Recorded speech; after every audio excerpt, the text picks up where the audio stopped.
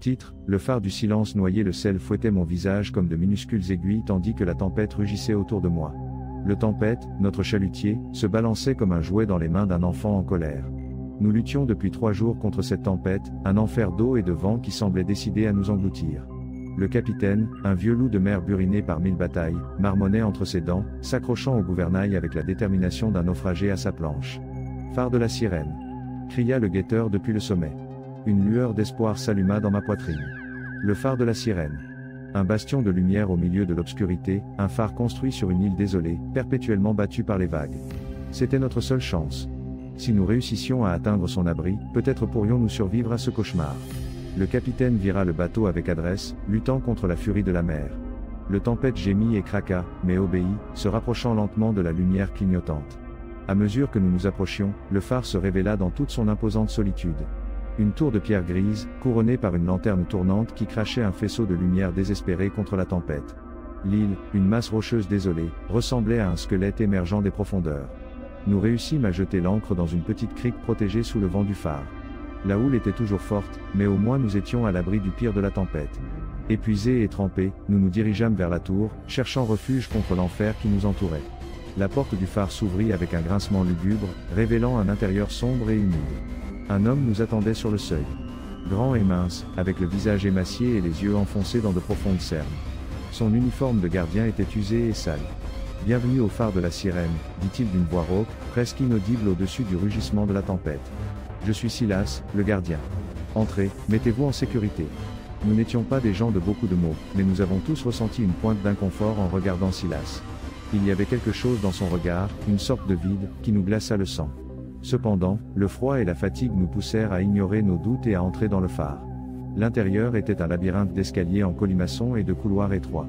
L'air sentait l'humidité, le salpêtre et quelque chose d'autre. Quelque chose de putréfié qui me retourna l'estomac. Silas nous conduisit dans une petite salle avec une cheminée éteinte. « Je vais essayer d'allumer un feu, dit-il. Vous avez besoin de chaleur. » Pendant que Silas s'affairait avec le feu, j'explorais la salle. Les murs étaient couverts de cartes marines anciennes, de cartes nautiques et de dessins étranges de créatures marines. Dans un coin, une table délabrée soutenait un livre, épais et relié en cuir. La couverture était vierge, sans titre ni auteur. La curiosité me gagna et j'ouvris le livre. Ses pages étaient remplies d'une écriture illisible, de gribouillis et de diagrammes confus. Soudain, un frisson me parcourut le dos. Sur l'une des pages, un dessin grotesque attira mon attention. Il représentait une figure humanoïde avec un visage de poisson, entouré de ce qui semblait être des âmes torturées. Je fermai le livre brusquement, sentant une sueur froide parcourir mon front. Qu'était-ce que cette chose? Quel secret cachait cet endroit?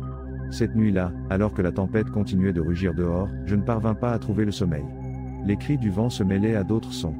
Des chuchotements indistincts qui semblaient provenir des murs.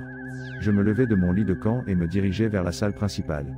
Silas était debout devant la fenêtre, regardant fixement la mer déchaînée.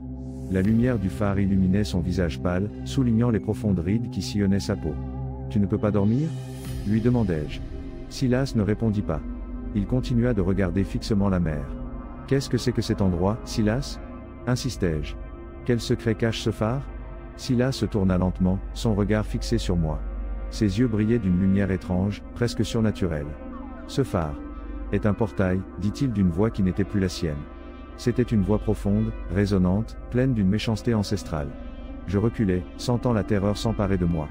Silas n'était plus Silas. Quelque chose d'autre le contrôlait, quelque chose de sombre et de maléfique. Pendant des siècles, j'ai guidé les marins vers leur perte. Je les ai attirés avec la lumière. Vers les rochers. Vers la mort. La tempête faisait rage avec plus de force que jamais. Le phare tremblait, menaçant de s'effondrer. Maintenant. C'est ton tour, dit Silas, tendant une main osseuse vers moi. Suis-moi vers la lumière. Vers l'abîme. Un cri resta bloqué dans ma gorge. Je courus vers la porte, désespéré d'échapper à cet endroit maudit. Mais Silas était plus rapide. Il me bloqua le passage, son visage transformé en un masque d'horreur. Tu ne peux pas échapper, siffla-t-il. Ce phare est ta prison. Ta tombe. Je luttai de toutes mes forces, mais Silas était trop fort. Il me traîna vers la lanterne du phare, vers la lumière hypnotique qui tournait sans cesse. Alors que je m'approchais de la lumière, j'entendis des voix. Les voix des marins noyés, chuchotant mon nom. Je sentis une force invisible tirer sur moi, m'emmenant vers le bord de l'abîme. Soudain, un bruit sourd résonna dans le phare. Le capitaine, armé d'une hache, avait frappé Silas à la tête. Le gardien s'effondra au sol, me libérant de son emprise. Le capitaine m'aida à me relever et ensemble nous courûmes vers la sortie. La tempête continuait de rugir, mais cela ne nous importait plus. Nous voulions seulement nous éloigner le plus possible de cet endroit maudit. Le lendemain matin, lorsque la tempête se calma, nous retournâmes aux tempêtes et appareillâmes. Je regardais en arrière, vers le phare de la Sirène, qui se dressait imposant sur l'île désolée. Nous ne saurons jamais ce qu'était Silas ni quelle force obscure contrôlait le phare. Je sais seulement que nous nous sommes échappés de justesse.